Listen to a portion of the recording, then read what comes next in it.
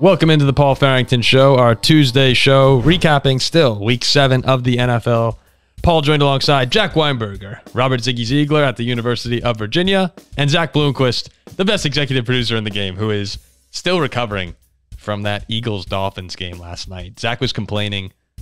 Complaining might not be the right word, but he was just very sad walking into the studio today for a good reason. Yeah, it was a big loss. I couldn't blame him. But it kind of went the way we expected, right? I mean, to some degree. Like we talked about. Yeah, I mean, I had the Eagles. Yeah, we actually all had the Dolphins, but I think that was more a result of fandom rather than actual expectations. We'll get into it a little bit. We'll talk Eagles-Dolphins. We're going to go over the Packers' loss to the Broncos. Not looking good in Green Bay right now. Some questions. Really hurts the show, too. Yeah, it really does hurt the show. You know what? It's classic Packers, though. As soon as it starts to help us, they decide to just lose 4 or 5 games, and now we can't get any Packers fan base again. Broncos, man. Brutal. Some Chargers-Chiefs talk, and a little bit at the end. Who's our last one here on the notes? Steelers. Right? Oh, yeah. Your Steelers. Oh, we have some takes on the Steelers. Our Super Bowl contending Steelers. We'll see. But the headliner, the Sunday Night Football game, was the Dolphins-Eagles. Eagles win 31-17, and it was really a game of speed versus power. That's the way I viewed those two teams. The Dolphins can attack you in so many ways. They do it quickly most of the time. The Eagles, they like these long drives, and they just bully you. Look at the Eagles defense. They held the Miami offense to just 10 points in this game. Now, to be fair, Tyreek did drop what should have been a touchdown during the game. But in the first half, Miami -7 rushing yards, only 43 passing yards in the first half before that late touchdown drive with just a unbelievably beautiful ball from Tua to Tyreek Hill in the back of the end zone. It's fun watching the Miami offense. And something that you talked about, Zach, a huge impactor in the game was the 10 penalties for the Dolphins versus 0 for the Eagles. It was just the 7th time in the history of football that one team was penalized 10 times and the opponent was penalized 0. It was kind of weird. There were definitely some calls that Philly got lucky to get away with, but I know you were complaining about that during the game. It was a little bizarre. But let's get into it here. My takeaway on Philadelphia in this game is this unit they're just so imposing. From a physical standpoint, the offensive line, Jalen Hurts, A.J. Brown, there's so many different people part of the Eagles offense. The defense, we know how good they are. But this Eagles offense, they're just bigger. They're stronger than you, and they're built for playoff football. And it was not more evident to me than the 13-play, 83-yard touchdown drive that they had following Tua's interception when the game was 24-17. Tua threw up that duck to Darius Slay. And then after that, there was PI on that. Just put it out there. No. I don't want to hear it. There was PI on that. But just watching Philadelphia on that drive, 2 fourth-down conversions with the brotherly shove, 6 minutes, 35 seconds chewed off the clock. We've seen them do this so many times this year. I have it written down here against the Vikings. 15-play, 44-yard, 9-minute drive. That basically ended that game. Against the Buccaneers, 15-play, 68-yard drive, 9 minutes, 22 seconds off the clock. That literally ended that game. There's so many times during this season where the Eagles get the ball and just take your will out of question, and it's really impressive. They're one of the few teams in the league that can do it. But my takeaway from this was Philadelphia did not play their best game, and they still beat a really good Dolphins team. So my question to you guys is this the Philly team that Eagles fans have been waiting for? Because a lot of people think that they're still waiting to break out. I didn't see it last night, but did you guys? I mean, I still think that the Eagles played a very good game because the Dolphins are a top 5 team in the league, and that's pretty obvious to most people. I think it's just a fact. They're a very good team. The Eagles played a flawless game. Like you said, 0 penalties. It was a close game most of the way, and the Eagles found a way to get the job done by multiple scores on their home field. They defended their home turf in a primetime game. I don't really think that you can ask for a whole lot more to win 31-17 against a second-best team in the AFC. Okay. How about you, Ziggy? The way I see the Eagle team, there are things that are going to go wrong for them almost every game. That's just inevitable for any NFL team, right? I mean, it's pretty shocking, but the 2 most impactful plays this game, 2 most impactful negative plays, both happened for the Eagles, right? There was that tipped pick 6 the Jalen Hurts strip sack, like both of those plays put them in a much worse position. Yep. But the stat that stands out to me for the Eagles this game that encapsulates what this team does versus a team like the Dolphins, 4th down. Eagles were 4 for 4. Dolphins were 0 for 2. And when you are consistently converting 4th downs, that's going to give you a massive advantage. Now, you talked about size, right? This Dolphins team is just not equipped to convert 4th downs. That's not what they do, right? They're there for 60-yard touchdowns, not for 6-inch shoves. So, like, when Tyreek, the longest play that's really positive for you tonight is a 29-yard Tyreek Hill touchdown. That sounds good, but it's not going to be enough to win. So, I'm a fan of the Eagles. I like what they're doing. But if they could take those mistakes away, I don't mean a fan in the sense like I like what the team looks like this year. I think okay. I got caught off guard there for a second. I was about to flip out. No, I'm a fan of the way they play the game, right? Like one advantage I think people don't pay a lot of attention to is the fact that they're able to like take advantage of these plays and consistently convert on 4th downs. Helps them. It almost forces them to make the correct decision. You should be going for it much more often in the NFL than most teams do. The Eagles know it and they actually do it. It's the kind of thing that lets them put together those 9-minute drives you were talking about, Paul. So, I think this team is starting to find its identity. They want to grind you out and use their consistency to make up for the occasional mistake.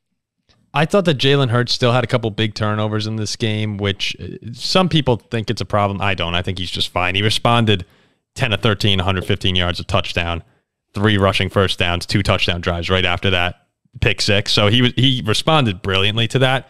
But a lot of times with the Eagles, and I agree with you completely, Ziggy, they make plays when they have to. If it's on 4th down, they always seem to find the open guy. I'm thinking about the touchdown or the near touchdown to A.J. Brown. That was on a 4th and 3 where Hurts scrambled out right, looked like the play was dead, and he just makes something happen. In the red zone, you said last night, 4 for 5 scoring touchdowns. They feel almost unstoppable down there because they can get you in so many ways. They have Brown. They have Devontae Smith. DeAndre Swift has been awesome this year. There's so many ways they can attack you. And once they get down the field, that's where you see the size really come into play. I think that this was one of those games where you saw them get closer to what they can be, but still with a banged up Jalen Hurts. It's crazy to say, but the ceiling's even higher for this Eagles team. And they're to me a very clear NFC Championship caliber team. They're now ready to start competing for the Super Bowl again. I thought a big part of this game was when Jalen Hurts threw that pick 6 and it was 17 all. That's a big time momentum swing for Miami. And then Philly just comes right down and answers it and goes at 24-17. Yeah. Like right off the bat. The next 2 drives, they score touchdowns. Yeah, touchdown, yeah. Yeah, I thought it was a great game for them. And one more note here on the Eagles. A.J. Brown tied Calvin Johnson with his 5th straight game of 125 or more receiving yards. He's been, if you haven't been watching what A.J. Brown's doing this season, he's been unbelievable. Go check your fantasy app. His numbers have just been off the charts here. He's unstoppable right now. That's the Eagles offense. Let's move over to Miami now. Can I ask you a question, Paul? Yeah, go for it. This is about Miami. So going into this game, Tua Tagovailoa was the odds-on MVP favorite. After this game, he is the 2nd odds-on MVP favorite. Can anyone explain to me why this is? Like, I'm not saying he's bad, but I guess as good as the Dolphins' offense has been, I feel like tonight showed a lot of the problems with them, or last night rather. Namely that, like, they're reliant on big plays from the runners. They're reliant on big plays from the receivers after the catch. I don't know. Right now, is Mahomes number 1 at the moment? Yeah, Mahomes is going to win. I told everyone plus 650 was absurd. I still think Tua's a top 3 MVP candidate. With Lamar in there? Yeah, yeah. I mean, Tyreek should also be in that consideration. I don't know who 2, 3 should be. It's probably Tua, Lamar in any order, but I think Tua's a top 3 Ziggy, candidate. the way I would view it is that people still think the Dolphins have a very good chance at the 1 seed, and whoever ends up with the 1 seed, that kind of gives you an extra boost in that MVP race. Whether or not that's the right call, that's probably part of the impact there. So I'd imagine that people are still bullish on the Dolphins the rest of this year, and they still have that, but we'll talk about it a little later. They have a big game coming up in 2 weeks. They'll have a chance to prove themselves again against elite competition. One thing I was looking at with Miami. Yeah. Again, not in Miami. Just not in Miami, but not in Kansas City either. So at least you're on a neutral field. Oh, yeah. It's better than being on the road. Wait, where? Oh, that game's in London? That's the Germany game. Germany. Oh, that's a sick game. Yeah. The big issue that a lot of people had with the Dolphins coming into this week, for the people who were concerned about Miami, was they asked, could they beat good teams? We saw you like book it with Trent, right? Didn't he say his reasoning for them losing was Miami can't beat Trent good teams? Had, the Eagles. He said Dolphins are fake good and can't beat anybody good. So their 5 wins this year come against teams with an 8-25 record. It's the Chargers, Patriots, Broncos, Giants, and Panthers. Their 2 losses are against the Bills and Eagles, both by 14-plus points. Those teams combined for a 10-4 record on the season. People are starting to ask, how legitimate of a contender are the Dolphins when it seems like time after time they lose these big games? And as Zach's like shaking his head, I think the Dolphins are really exciting and super fun to watch. Really good team, but they haven't won one of these big games since Baltimore and Buffalo last year. And I think it's worth asking the question, can they go up against the good teams and challenge them? We're going to see a lot of these memes, fraud alert, potential fraud, blah, blah, blah. I think that last night, as crazy or stupid as it may sound, last night to me kind of showed that the Dolphins can play with pretty much anybody. Because they had 10 penalties, pretty undisciplined for the most part. But it was not a 14-point game. We're giving the Eagles all these flowers, and for good reason. They're a very good team. But it was on the road. It was at night. The game was 24-17. The Dolphins marched down the field into the red zone, and unfortunately, Tua throws a pick. But that could have been 24-24 with 5 minutes left? That's like 10 minutes. That's anybody's game.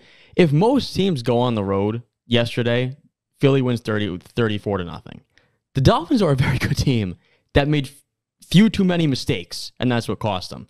Oh, and if most teams go on the road with 3 injured offensive linemen, your top 2 corners out, your star breakout rookie running back out. Yeah, nobody's talking about the injuries either. Everyone, fair enough, is talking about the Eagles' size. But boy, do you really mean to tell me that if Connor Williams and Taron Armstead and Isaiah Wynn and Devin Achane and Jalen Ramsey and Xavier Howard were playing, that the game wouldn't have looked a little different? You overcome negative. Did you say Ramsey too?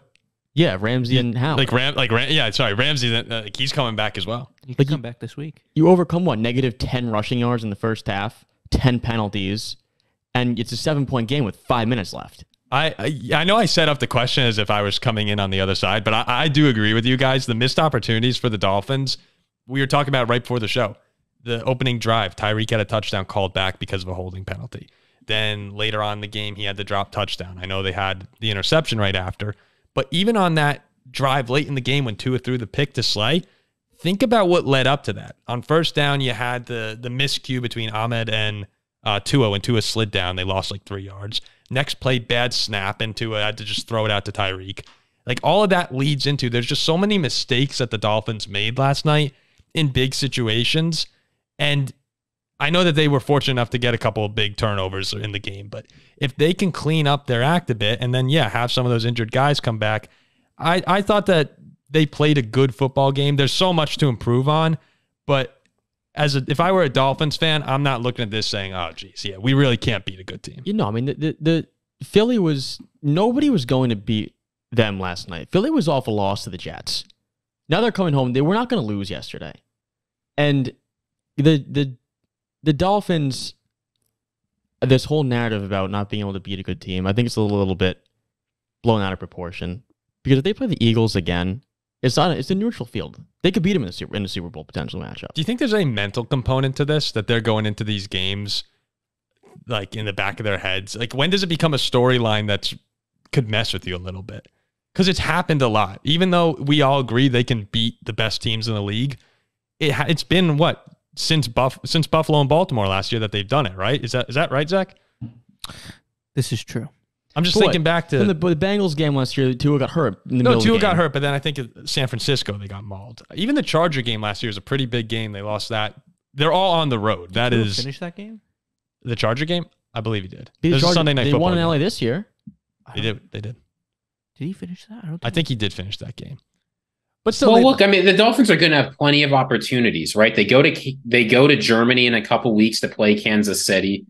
They're going to get to play the Bills again. They're going to get to host the Cowboys. They're going to get to go to Baltimore. So there's lots of opportunities for them to overcome this narrative before the playoffs hits.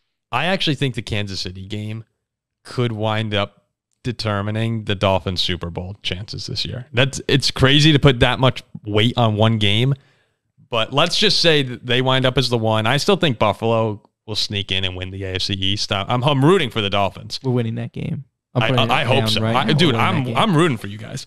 If the Dolphins are the 2 and the Chiefs are the 1, I don't see the Dolphins going into Kansas City and winning that game. No, me neither. This is your chance. It's not at home, but you're lucky it's not on the road either. You need to go and beat Kansas City. This is your chance. Separate yourself from what you've been in the past and win that football game, and all of a sudden, the Super Bowl is really on in Miami. Yeah. The Eagles' defense is also super elite as well. No, it's great. It's a great defense. That was going to be a tough game to win. You know what I'm waiting for, Ziggy, from Miami? And I feel like once this happens, they could even elevate higher. What are you looking for, Paul? I want to know when Jalen Waddle's going to start showing up in these games. Same. He's been good, and he's been banged up, so you have to acknowledge the injuries. But Chris Collinsworth mentioned last night, when he and Tyreek Hill are both on the field together, it's a completely different offense because their speed, the two of them combined, there's no one else like it in the league. The two of them need to be on the field together. So injuries have been a concern, but he also hasn't had a 100-yard receiving game this year. Tyreek is on a track to set records, and Waddle, I'm still waiting for him. He had a couple big catches after he came back in the game, but once they could get him integrated more, I mean, A-Chain will come back. The offense is going to be fine. I think there's another level to it that we haven't even seen this year. I mean, which is scary to think about. It's kind of hard not to throw Tyreek Hill the ball every time when he seems to be open by like 9 yards. Isn't it? He's unbelievable. I watched him. I'm like, how is this even possible? I've never seen anything like it, really. He's unbelievable. He has 428 yards on deep passes this year. No one else in the league has more than 250. He has 900 yards through 7 games. But doesn't it feel sometimes, Ziggy, when you watch them, do you ever feel like it's too reliant on Tyreek Hill at times? No, I don't think it is. I mean, well, this is like asking if you those 2018 or 2019 Titans were too reliant on Derrick Henry. When you have a player who was that's why they didn't. That's win. Not Derrick Henry was not the problem. No. I'm not saying that's a problem. That's what I'm saying. Like Jalen Waddle stepping up, and when A-Chain was there, like that's when they only have Tyreek making plays. That's when I start to go, all right, like need someone else to step up. I don't know. When you have a player like Tyreek Hill who can just relatively easily I'm saying like there are a few players in the NFL, not very many, only a couple, that can just single-handedly take over the game. When Tyreek Hill is hot, he's uncoverable and untackleable. So yeah, and he's been hot almost every single game this season. So like the Eagles game was unfortunate. But they don't need to redesign the offense to get other people the ball. No. I'm not. You know, the comment section is going to turn into like, who's this idiot who thinks you should stop throwing to Tyreek Hill? I'm just saying that I just want Jalen Waddle to get more involved in the offense. I agree with you because Jalen Waddle's dynamic as well. The second Jalen Waddle gets healthy, he'll be as involved in the offense as he wants. Yeah, because he's astronomically dynamic. Almost same level as Tyreek Hill. Who's this moron in the backwards hat saying stop throwing to Tyreek? That's not what I'm saying at all. I just want to see Jalen Waddle step up. I know what you're saying. So we'll see. We'll see what happens in 2 weeks in Germany. Next week, you guys have New England at home. That's right. We do. Yeah. Do you have any thoughts on this before we move on to the Packers? Because no good thoughts. No good thoughts. Well, what's a bad thought that's in your head right now? I hated the refs. No. I hated every single minute of it. Yeah, the face mask was really bad. There were a couple bad calls. The officiating the passer was bad, garbage. right? I saw one missed hold, like blatant missed hold. There was a lot of missed holds. There was like a blatant missed offsides. Yeah. A lot of Dolphins will be coming back, though. I will say, how many sacks did we get yesterday? I thought our front four actually played like... I thought Phillips was awesome. Yeah, I thought Phillips was great. I thought Chubb finally kind of showed up a little bit. You know, Phillips had the first sack against Lane Johnson since 2020. Yeah. It's crazy. It's ridiculous. This is why Dolphins fans shouldn't be too worried, right? The defense looks better almost every single week. The offense will get healthy and start playing a little bit better. It is way too early to be discounting what the Dolphins have shown through 7 games this season. Oh, you said it. The star power that was missing between the offensive lineman, A-Chain, Waddle being out for a good portion of the game, the 2 corners. It's a completely different Dolphins team. There's 7 different people right there, at least 7. So Dolphins fans shouldn't panic. You still have them as your number 2 team in the league, right? In the AFC, yeah. In the AFC? Okay, yep. Okay, in the AFC. Ziggy, how about you? Do you have them still in that top 3? I still have them winning the AFC. I'm not backing off this take. It's a very pro Dolphins podcast. It's fine by me. I got Chiefs Dolphins 1-2. Okay. All right. Packers Broncos. After dominating the Bears in week 1, we all sat back here and said, oh, crap. Like, here we go again with another Packers legend at quarterback with Jordan Love. Yeah, but here coming all the Packers fans to support our podcast. They were all the Packers. And, very generous of them, too. Yeah, very nice. We do support that. They're nice people. Most of our subs are Packer fans. Yeah, we like Packers fans. They're good people. I don't like the Packers. But now, 1-4 in their past 5 games. Jordan Love has regressed a little bit. It doesn't look so hot. Packers offense has been non-existent in the first half. Do you know how many points they scored the last 4 games in the first half combined? 10. 6. Oh my gosh. 6 points. Shut out against Denver. This Denver team was last in point, or it currently is still last in points per game allowed and last in yards per game. A good portion of that has to do with you guys, Zach, hanging like 1,000 yards and 100 points on them a few weeks ago. But still, in the first half this year, the Packers are averaging 5.2 points. Second half, they turn it on. They've been okay with 20.8. But this was supposed to be a get-right spot for them. After the loss to Las Vegas last week, this was supposed to be your opportunity. I'm sorry, 2 weeks ago with the bye week. This was supposed to be an opportunity to go and beat up on a Denver team who a lot of people think is one of the worst, if not the worst team in football. And for 3 quarters, you are non-existent. You don't see anything coming from this team. The defense is okay. They held them under 20 points, but a lot of inopportune big plays allowed for Denver. It's just taking too long for this Packer offense to get going in games, and they're making too many big mistakes. Most notably, one of the biggest mistakes of the game, and then I'll throw it over to you, Ziggy. One of the biggest mistakes of the game, I thought, was on their opportunity to go for the game-winning drive. Elton Jenkins is called for a holding penalty, taking them out from where the ball would have been a little bit inside the 40. And all of a sudden, now you're looking at the 3rd and 20. Love throws another game-ending interception. And just like that, you're sitting here at 2-4 on the season and possibly looking for a new quarterback next year, depending on how the rest of this year goes. Ziggy, what were your takeaways from another Packers loss? I'm starting to worry quite a bit about this team because I just don't understand how with 2 weeks to prepare, you come out against the worst defense by far in the NFL and put up 0 points in the first half. Like, you're supposed to have, and I think LaFleur's good, but you're supposed to have this like offensive savant as your head coach, and he can't get a single scoring play against the worst defense in the NFL with 2 weeks to prepare. I mean, the rushing offense was okay, but that's against the Broncos. This doesn't count. The first half, Jordan Love is what? He was 10 for 13 for 47 yards, excuse me. Like, there's nothing to be said here. The special teams is bad. The rushing defense is bad. The passing defense is bad. Like, this is a team. I remember I was reading from a Packers columnist. He said, don't panic. Things are going to be okay. He said this last week. Unless they lose to the Broncos, I'm not going to expect anyone in the building to start talking about tanking and getting a new quarterback. Well, they lost. Love looked bad. I don't think he's shown you nearly enough this season to think he's the guy of the future. All those I love Love shirts that Packers fans bought might be getting burned for Caleb Williams jerseys. I think that Aaron Rodgers made Matt LaFleur look good. But I do too. That's another. Yeah. My takeaway here is this team is horrible. And I am a big advocate for horrible, like a horrible team or underperforming team. They're pretty bad. Okay. At least from what I've seen. I mean, you look at the schedule. They've played what? The Bears, the Falcons, the Saints, the Lions, the Raiders, and the Broncos, and they're 2-4. And they were lucky to beat this. Like, they got lucky to beat the Saints. Saints were mauling them. They had a nice comeback. They should have lost the Saints. Yeah, so they should have beat the Falcons too. So you're right. You could argue this. But I mean, those are bottom feeder teams, except the Lions. I mean, I'm a big advocate for when you play a bad game. It all depends how you can bounce back and how you perform and how you look the next week. They lost to the Raiders. The Raiders are horrendous. Fine. The Raiders almost beat you guys, by the way. No. We had a 60-point fourth quarter. We're not enough of that. They just lost to who?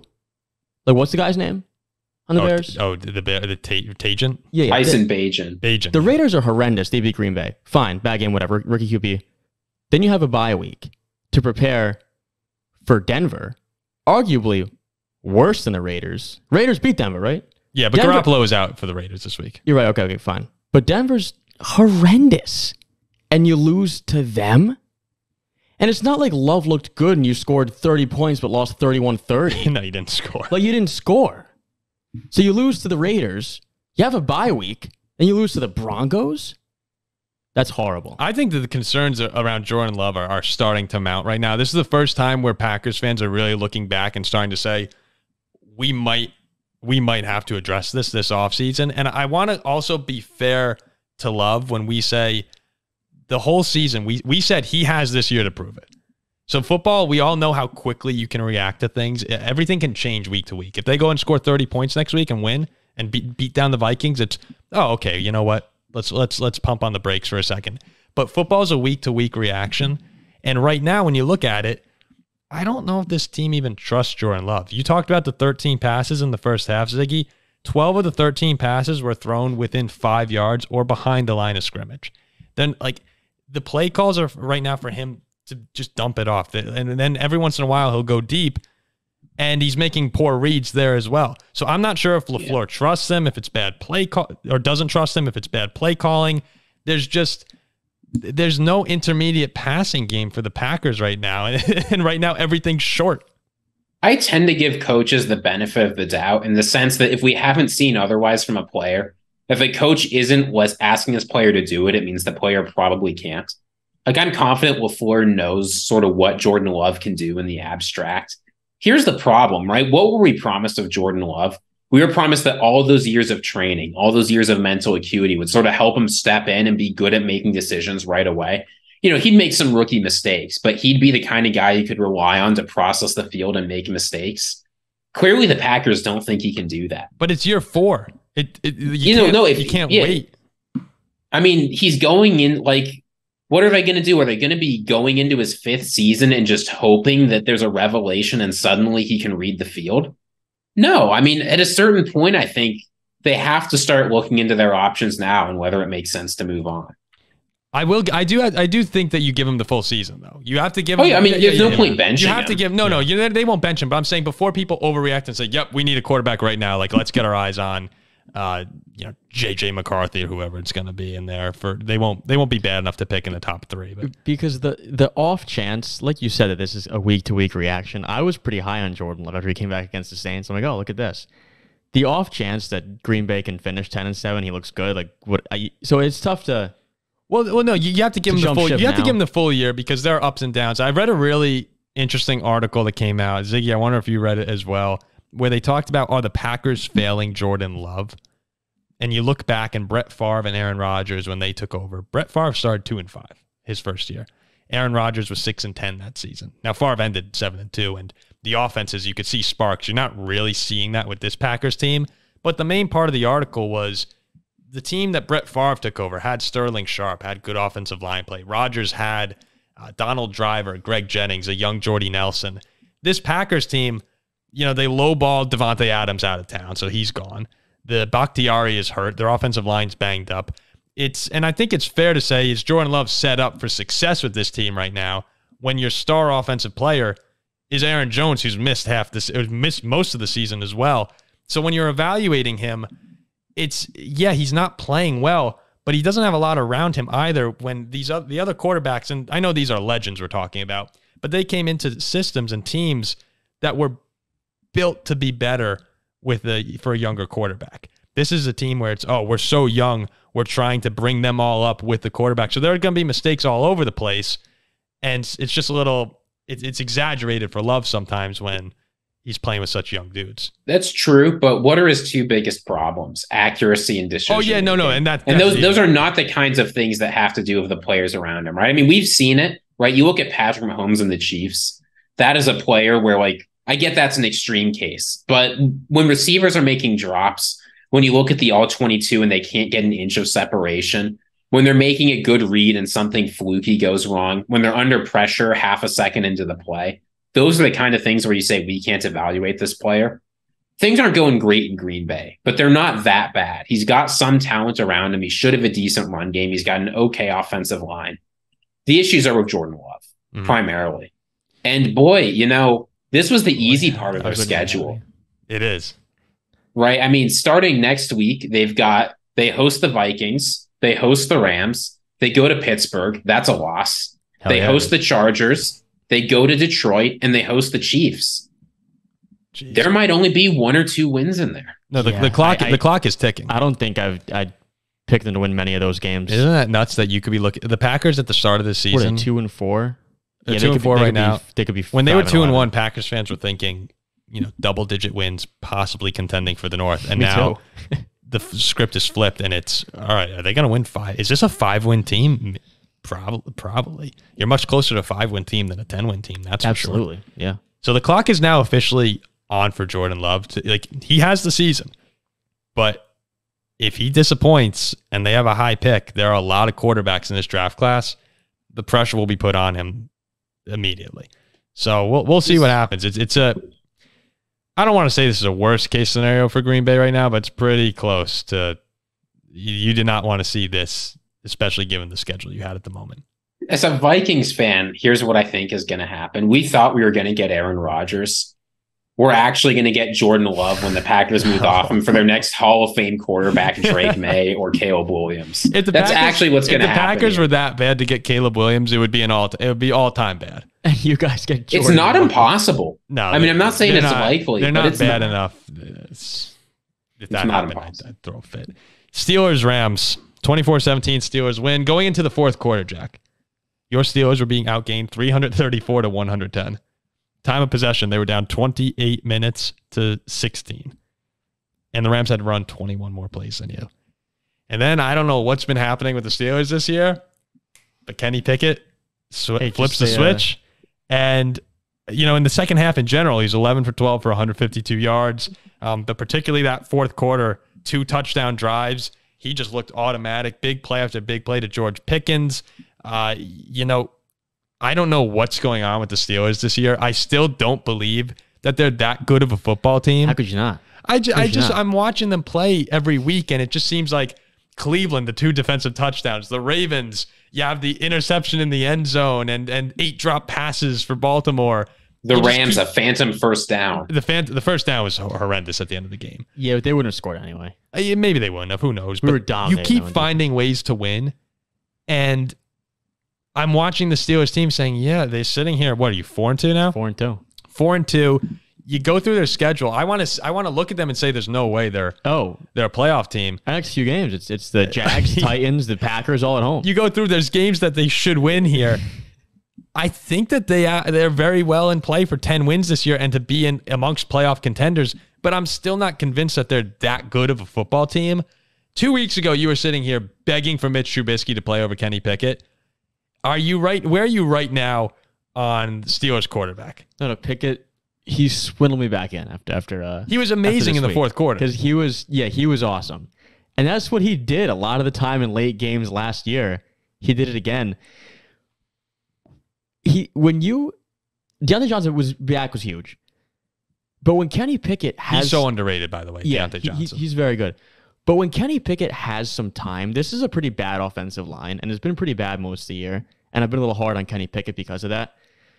But when he seems to have the time, which the last quarter and a half, the offensive line played well and he had the time, he looks good. He finds DJ, he finds Pickens. Those 2 receivers are solid receivers. His back shoulder throws to Pickens are on the money. It runs the Big Ben AV. Najee ran well. The biggest thing was the offensive line to me, at least in the second half, looked pretty solid, which we haven't really seen most of the season. But if we can continue that way, we can get the run game going. I like the way Canada called this game for the most part, because I thought it was a good mix of run and pass, which we haven't really seen. When he takes the cuffs off of Pickett, and when Pickett has the time and he can find the guys, he throws some pretty good balls. And that's what we did. The whole second half, or last quarter and a half, was domination.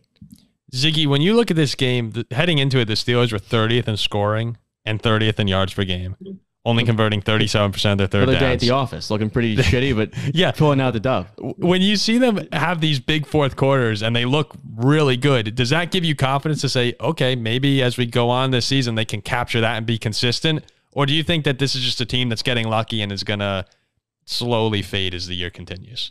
I've been calling the Steelers lucky all season. So when I went in and crunched the numbers, I expected to see yet another game where they got lucky. But that's not what happened this game at all, right? They had an excellent pass defense, and they forced the Rams to play their game, right? Because they were good at defending the pass and shut down Matthew Stafford, they forced the Rams to be the sort of run-heavy offense that the Steelers love to play against. Mm-hmm. And yeah, like maybe the Rams outgained the Steelers on the ground. This is true.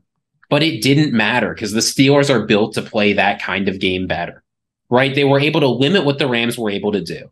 They were able to eventually sort of build up enough momentum that they had that huge scoring explosion in the fourth quarter. Explosion. Like, I mean, look, 14 points in the fourth quarter. That's a lot of points. The fact is, this 3 points at half. If you can do something like that again, right, where you force the teams you're playing to play Steelers ball, no team in the NFL plays like the Steelers because playing like the Steelers is just kind of bad. But if you can make other people play that game, it doesn't matter if it's kind of bad because you're better at it than them, right? Also, they made Matthew Stafford inaccurate. Great run game, great defense. It was a solid performance. Also, did you see the amount of terrible towels in that stadium? Oh, yeah, but we knew that was going to happen. That had been 99%. I mean, you don't understand. Like, back when I was a Rams fan, I remember this. When the 49ers would come to town, the Rams would get false start penalties because it was too loud. Yeah, there was one play yesterday. We were up 24-17, but the Rams had the ball. It was like a third down, and it was roaring. Like Stafford. Oh yeah, no. I rewatched the game this morning. You got a big stop, and I went, "Holy crap! It is loud in LA." No, the Rams have to practice. They've talked about this. They have to practice silent counts for home games. That's so sad. I mean, Puka Nacua popped off, but the fact go ahead. The fact that Cooper Kupp had like 40 yards. Oh yeah, that was good. Insane. Well, Joey Porter Jr. played really well. Yeah, I've been calling for him for forever. But Jack, I'm watching this team play, and like they get ran over by everyone on the ground. They're allowing at least one receiver a week to pop off for 150 yards. The offense does nothing. They showed a graphic of non-consecutive 400-yard games for offenses. Tied for second were Green Bay and New England with 12. The Steelers have had 53 straight games. They were 5 times higher than the second place teams. I can't buy into it because they just look like dog shit for 3 quarters every week. Here's the thing. Look at the AFC. You got the Chiefs and the Dolphins, right? They're very good. They would beat the crap out of us. I think Buffalo would. Buffalo, they look like crap. Are you confident going into Buffalo in a playoff game? I think we could hang with them, yeah. Buffalo's lost to New England. The Jags. They have. They look bad against the Giants. I mean, who else is there? We beat Baltimore, beat the Browns. You could play with anyone in your division. I think you go and play tough. So there's a world that, with the schedule. What are you saying? Super Bowl? No. We can be the number 3 seed in the AFC with the schedule. You could. You could. Which would be absurd. But who besides the Chiefs and the Dolphins? Look at Ziggy's face. Yeah, but Ziggy knows that I'm right. Because there's a world we could be. But you could be 1-5. Outside those two teams, they're 4-2. At a certain point, when you're talking about seeding, wins matter more than should have won. Oh yeah, they're 4-2. The Vikings last year. That's the Vikings last year. Outside of the Chiefs and the Dolphins, who would kick the crap out of us, who else would you say is a surefire thing to beat us? No, I think it would be Buffalo, and that's probably. I mean, Buffalo can be bad. Buffalo can be bad. Like a crap Buffalo. And you could beat the Dolphins. You could beat the Dolphins. Kansas City's the one against the Dolphins. Yeah, Buffalo. Yeah. No. Hill would have 3,000 yards in one game against us. We would not beat the Dolphins. It would be Hill or Waddle. It would have to be in Pittsburgh. Yeah, it would have to be in Pittsburgh. It would have to be in Pittsburgh. It would have to be. Whoever is Pat Pete. It would have to be in Pittsburgh, but it wouldn't be. Whoever is Pat Pete's having 400 yards on him. You feel good about the Dolphins versus Steelers, right? Oh yeah. I just don't think they're that good, but if you know what? You win. So you win. But I also not bad. We got decent weapons. Our front seven. It's like just the Baltimore game. Like they're all just so. You're finding ways to win though. And you know what? Pickett also delivers at the end of games when it matters. He does that. He's good under pressure. Under pressure, like he says he lives for those moments and he delivers. There are some quarterbacks like Jordan Love has had opportunities to win games this year and has not done it. Justin Herbert. We'll talk about this in a second. There's been a lot of opportunities. Now, I'm not saying he's better than Justin Herbert. No, I'm just saying Herbert has had chances as well. Like there are some quarterbacks who fail in big moments, and Pickett has done it this year. No. look, 7 points is 7 points. It doesn't matter if it comes in the first quarter or the fourth quarter. I am not inclined to give Kenny Pickett more credit just because he can only score 3 points in the first half and put his team in a position where they've got to do a big comeback to win. Now he pulls it off, comebacks. and that's I good. Still think it's BS, but yeah. But what I'm giving him credit for is 0 passing touchdowns this game. Like, he played well. I'm not saying he was like a garbage player, but the fact is, like, you can't overweigh what he's accomplishing in the fourth quarter because he's still not getting it done in the first. I am with you, but I'm just saying it's something. I'm not talking to you, Paul. Okay. I'm talking to Jack and every single Steelers fan in the comments who's about to say something mean about me. Hold on. No, I agree with you. I'd like to see a little more well-rounded. Jack's like, F this, man. We'll just have TJ Watt pick someone off at the start of the fourth. I want to see a little more well-rounded 60-minute game where we look good for the entirety of the game as opposed to coming back late. But when you have a front seven, I'm not going to say a defense, but a front seven as good as ours and probably the best defender in the league, outside of the world-beating teams, they can probably keep you in the game with most teams. And that's what has happened. And your front seven is okay. You're 28th in yards per game allowed and running. Like, I think their defense is fine. I'm talking about pressure. Pressure in the quarterback. I'm looking at the Cleveland game, the Rams. We've been great at that. You have a one-man wrecking crew, and if TJ Watt and some other guys who could get there once in a while. And if the secondary can just play okay, the defense keep them in games. Just to let you know where this came from, because I remembered this. I was reading a Steelers column a couple weeks back from like Mark Caboli, who's one of their big national like Steelers reporters. And he says this: Pickett is a winner. That's what he does. I will take a quarterback that's good in the fourth quarter every day over a quarterback who throws for 500 yards in losing efforts. Oh, same. Like, that's just stupid. No, I full on agree. It's just stupid. I full on agree. For the Steelers, I don't think your defense is as good as it's. Jack, can you imagine if a quarterback that throws for 500 yards? Oh no, I mean that was like Big Ben at 2 games. Jack hasn't seen that yards. since he was a child. Yeah, so are you telling me you wouldn't take prime Big Ben right now? Oh, 1,000%. Jack hasn't been of legal drinking age. 1,000%. The Steelers having a capable offense. Let's won a playoff game in what, 8 years? Let's close with the Chargers Chiefs. We'll keep this brief here. To me, I believe final score. I forgot to write down here. Say it one more time too. 31 Chiefs, 17. 31-17, right? Let's just put it out again. Tua was picked before Herbert. Okay. The headline: the Chiefs went 31-17 over the Chargers, and this was a game that reflected who each of these teams were. Very much so for me. The Chargers are this team with a ton of talent on both sides of the football, but time after time, they just find a way to shoot themselves in the foot. And 2 examples right off the top of my head are the 2nd and 24 with only seconds remaining in the first half. They have a pass interference in the end zone on Kelce. Chiefs wind up going in with a little shovel pass to Travis, and they score a touchdown right before half. Should have just been a field goal there. Then late in the game, they're trying to tie it at 24. 1st and goal from the 8. Can't get in. Herbert throws a pick. You don't get any points. The Chargers just find ways, unless they're playing the Vikings, who are even more masters of effing up. Unless they're playing Minnesota, it just seems that the Chargers over and over again have opportunities and can't come through. And I don't want to make it sound like I think Herbert's a bad quarterback. Herbert's a top 5, top 7 quarterback in the NFL. But they've had chances this year. Against the Dolphins, game-winning or game-tying opportunity. Against the Titans, they had the ball in overtime, couldn't score. Dallas, they threw the interception. They've had their opportunities. Even against the Vikings, they failed to convert on 4th and 1. And Minnesota should have won that game. It's the same story over and over and over again. And all Chargers fans are going to say, yeah, Brandon Staley's got to go get him out of there. But there's some degree of blame you have to put on Herbert and the offense here where they don't step up in big situations a lot of the time. And the whole team does make mistakes. I mean, that was the worst game of Justin Herbert's career. I think there's basically no question about this. Certainly in the past few years, maybe he had something worse his rookie year, but it was just a terrible game all around. And I'll tell you, Paul, you were mentioning this. I am willing to say that the Chargers, we don't talk about them this way, but they are a Black Cloud franchise without question. Right? There's a reason why chargering is a term. Yeah. Right? You talk about them blowing it against the Jaguars last year. You talk about like all those Dan Fouts years. You talk about that year they had the number 1 offense and the number 1 defense and couldn't make the playoffs. You talk about all their missed field goals. Like, this organization just has so much bad momentum. And I don't think Brandon Staley is the guy who's going to be able to change it, right? We've consistently seen him getting more cowardly as things have gone on. He used to be one of the better fourth down decision makers. It didn't always work out, but he made the right call. He's turned into some coward. It's really disappointing to see. The defense, I mean, they go out and sign J.C. Jackson, this huge deal, and send him back to the Patriots. Mm-hmm. Just nothing is quite going right for this team. The general managing is not good, right? They keep getting washed up players instead of guys who can actually help Herbert. Herbert can't get it done on his own. Like, things are just not going well in Los Angeles. And every single year, right?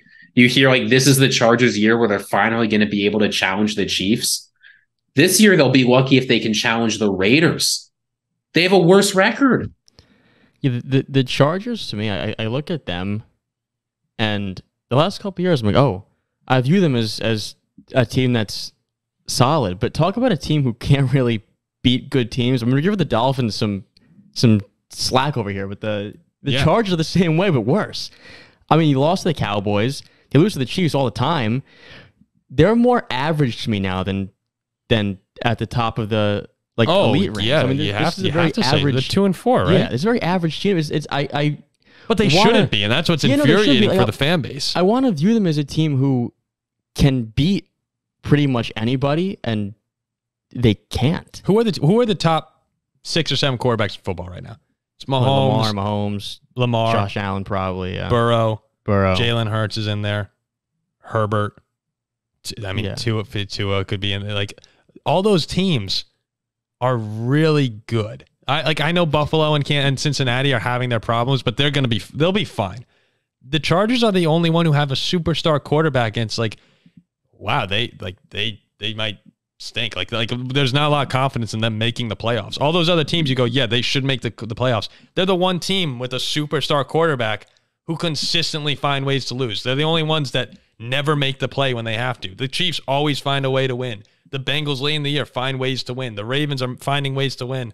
Like, they're the team that stinks, that group. Yeah, the Chargers Chargers Chiefs, it should be going. It never is. Oh, Chargers Bills going to be. I know the Bills going to be. They're not as good as they should be, and it's disappointing. It is crazy too, because last year, they should have been in the divisional round. It was just an absurd comeback, stopped them. But that's something that they do. They just can't happen. They blow big leads like that. It's sad for Chargers fans, but you still have Justin Herbert, so you can't they're going to move off of Staley soon. And it's kind of a testament to the Chiefs of just how damn good they are, that you really, unless you're ESPN or a big Fox show, and you're talking about how great all time they are, it's really not a ton to talk about with Kansas City other than them just being really good all the time. No, I mean, Patrick Mahomes put up 425 yards and 4 touchdowns, and all we could talk about was Taylor Swift.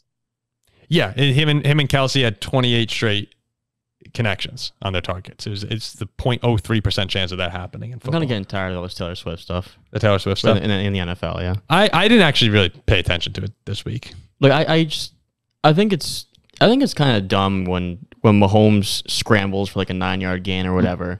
They got to pan up to Swift and Mahomes' wife. I mean, I just think it's stupid. I mean, it's the new audience. There was a nice stat on it. Like, every game that Swift has been to, Kelce has 125 yards receiving every game. Oh, yeah, he's averaging 40 yards more when she's there. Yeah. And she hasn't quite learned football though, right? Because when I remember this play was that pass interference call you were talking about, Paul, where Kelce took a hit in the end zone, dropped the ball on pass interference.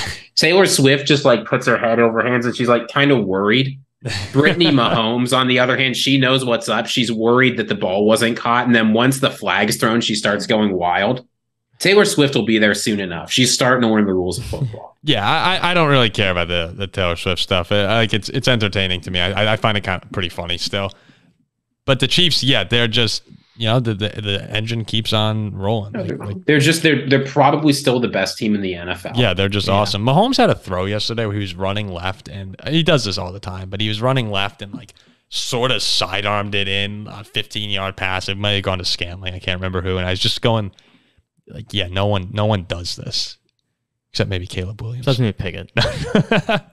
But no one does that. He's just so damn good. And that game against the Dolphins in a couple weeks, it's your chance, Zach. We're going to smoke them. Ramsey will be back. Go for the king. Best not miss. Ramsey will be back. We will absolutely smoke. What time is that game at? 9:30. That's the one like 9:30 a.m. game that I will wake up for. Is Germany the same time as London? No. The same. It's probably an hour. It's 2 hours. An hour back. Oh, okay. I think it's in Berlin, right?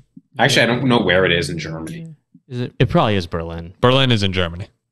Yeah, probably. No, I don't know where it is. No, I'm just Is messing it with Munich? you. I think it is Munich. Oh, maybe. Yeah, maybe Munich. It is Munich. Are you going, Zach? Ziggy, I think what time Munich's is it? only 1 hour.